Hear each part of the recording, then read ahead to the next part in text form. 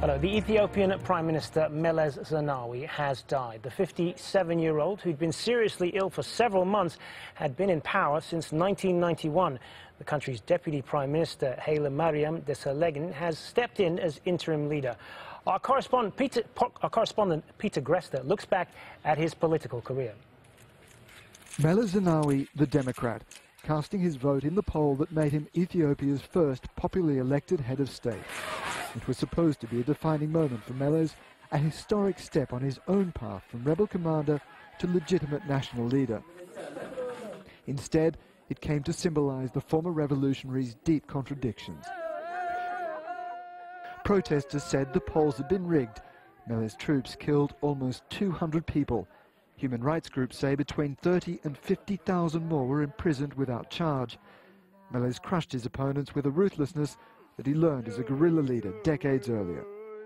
In 1991, Meles' Tigrayan People's Liberation Front forced the military dictator Mengistu Haile Mariam to flee after a 17-year war.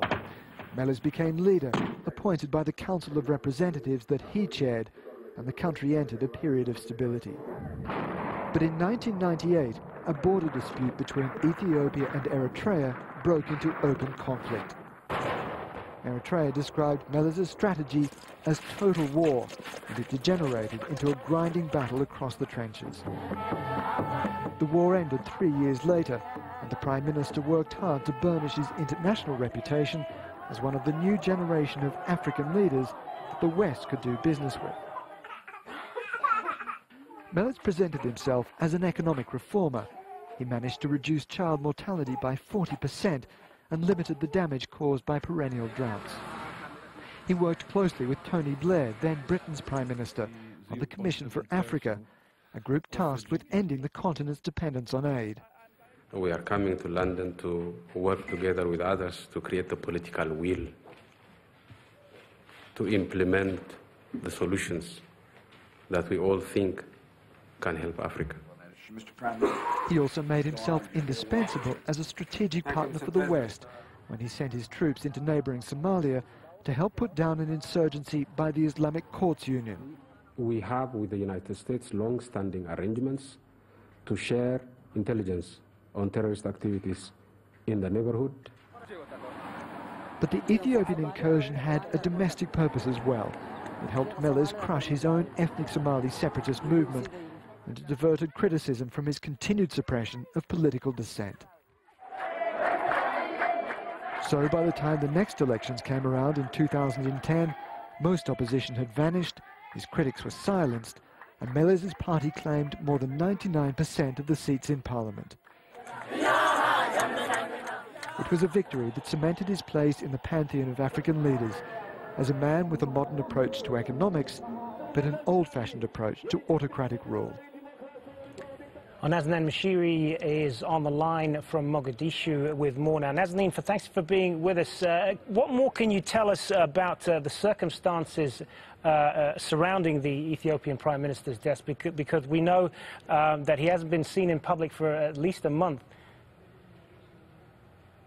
We know very little, and it's very, very difficult to get any information from the Ethiopian authorities, who have been very quiet while Meles Zenawi has been missing, and now that he's actually died. But we understand from speaking to them that he passed away at around 11:45 last night. That's Ethiopian time, so that's 8:45 GMT. Now, where it happened, well, we don't know whether it happened in Ethiopia, or there are numerous reports that Meles actually travelled to Europe for medical treatments, even in Belgium, in a certain hospital called St. Luke Hospital, which is what various news agencies were reporting at the time. We know that we hadn't seen Meles Zenawi in public since the G20 summit in Mexico, and he was not a man who would not appear at summits.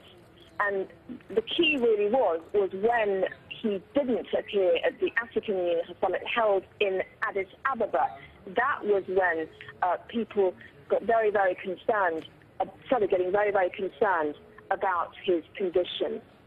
And Nazanin, you've reported extensively from this region. What kind of an impact did he have as a leader, not only in Ethiopia, but throughout East Africa?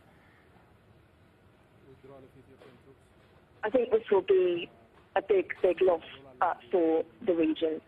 I mean, Ethiopia, although it doesn't contribute much financially to the African Union, in terms of Meles Zenawi's role, in terms of he himself as the strong man of East Africa, he has managed to play a sort of balancing role in the region. He also sent troops twice into Somalia. There are currently troops in Somalia, Ethiopian troops, which are battling the Somali armed group Al-Shabaab. He's also been very instrumental and key in mediating between South Sudan and Sudan as well. He had a huge influence in this region, really very well respected in terms of his diplomatic abilities. And I think a lot of regional leaders here will be very concerned about the security of this area now that he's gone. All right, Nazanin Moshiri, live for us in Mogadishu on the death of Ethiopian Prime Minister Meles Zenawi. And we will, of course, have more on that story later in the program. Let's move on now to